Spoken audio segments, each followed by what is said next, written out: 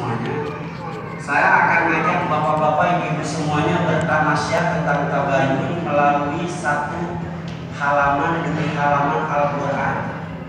Mungkin bapak-bapak, ibu-ibu sudah tadarus semuanya ya. Insya Allah, amin. Sudah ada yang khatam mungkin 3 kali kayaknya kalau wajah-wajah kayak begini ya. Nah, saya sekarang ngajak bapak-bapak, ibu-ibu tamasya keliling mushaf, keliling halaman demi halaman dalam Al-Quran yang bercerita tentang pentingnya tabayun, tentang pentingnya konfirmasi, tentang pentingnya mencari sebuah kebenaran. Itu memang sangat penting. Pertama, saya ajak bapak-bapak menengok surat Al-An'am tentang kisah Nabi Ibrahim yang mencari Tuhan. Falamma janna alaihi al-lailu ra'a kawkaban qala hadha rabbi falamma afala qala la uhibbul afilin.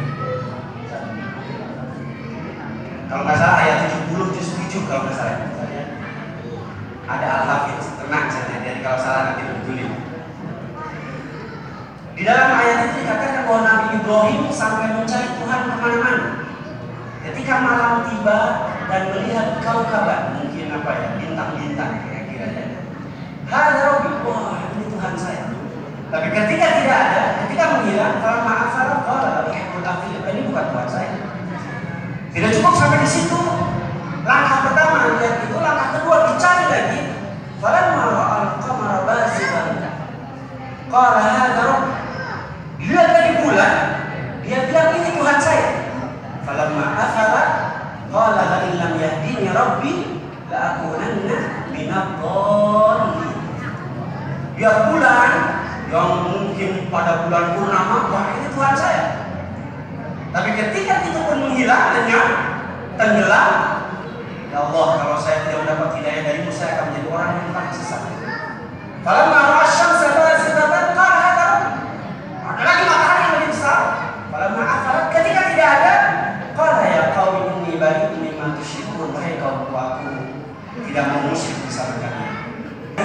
Qataras samawati wal arda hanifan musliman wa ma ana minal musyrikin. Baru kesimpulan yang keempat, menemukan kebenaran setelah 3 kali mencarinya, setelah 3 kali usaha. Ini sebuah pelajaran bagi kita bahwa untuk mencari sebuah kebenaran tidak cukup 1 langkah, 2 langkah, 3 langkah. Kita konfirmasi ke sini, konfirmasi ke situ, baru yang keempat kita bisa mengambil kesimpulan. Dan kalau kita lihat keliling ke ayat-ayat yang lainnya, rata-rata para nabi itu selalu konfirmasi, selalu bertanya, selalu ditanya ulang. Misalnya kita lihat ketika Zakaria mendapat makanan, selalu ada makanan di sisi Maryam. Ditanya, qala ya Maryam anna laki hadza, wahai Maryam, dari mana kamu dapat makanan ini? Maryam, Siti Maryam jawab, qala wa min indillah, ini dari Allah. Allah yarzuqu man yasha' bighairi hisab. Allah bisa saja memberikan rezeki kepada kita tanpa diduga-duga. Begitu juga ketika Zakaria akan mendapatkan anak. Qala rabbi anna yakunu li ghulamun wa qad balagha al-kibar wa imra'ati aqim. Tuhanku, aku ini sudah tua dan istriku juga tidak mungkin hamil. Dari mana aku bisa punya anak? Ditanyakan pula. Begitu juga Siti Maryam ketika beliau hamil, qalat rabbi anna yakunu li waladun wa lam yamsasni bashar. Wahai Tuhanku, bagaimana mungkin aku hamil? Aku disentuh orang saja tidak. Lalu Allah menjawab, qala kadzalika yakhluqu ma yasha' idza qada amran fa inna ma yaqulu lahu kun fayakun. Selalu ada tabayun, selalu ada pertanyaan demi pertanyaan. Bahkan Nabi Lut ketika kaumnya akan dihancurkan, ditanya, lalu istri saya bagaimana? Illa ma'ataka innaha kanat minal ghabirin. Kecuali istri kamu akan tetap kita hanguskan, akan tetap kita hancurkan, karena dia termasuk kelompok-kelompok LGBT, maaf ya, kelompok-kelompok yang begituan, yang nggak jelas, dihancurkan semuanya. Dari kisah-kisah para nabi itu, bahkan satu hal yang kita tahu dari kisah Nabi Sulaiman pun, yang Nabi Sulaiman sudah yakin bahwa istana yang di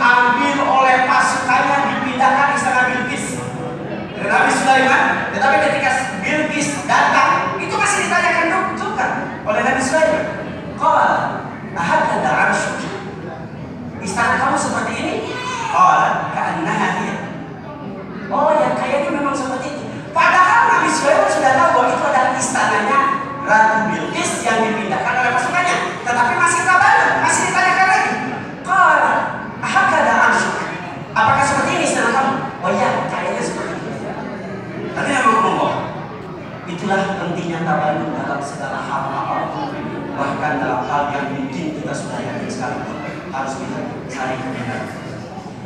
Dalam hal pentingnya tabayun, kalau tadi masalah para nabi zaman dulu, di zaman Nabi Muhammad SAW, Nabi kita yang kita contoh selama ini, juga ada kasus yang sangat besar, di mana ada informasi yang merajalela di tengah masyarakat, informasi yang, dan ini bukan masalah informasi sederhana, bukan masalah berita sederhana, yang tertuduh, yang terpojok adalah istri Rasulullah SAW.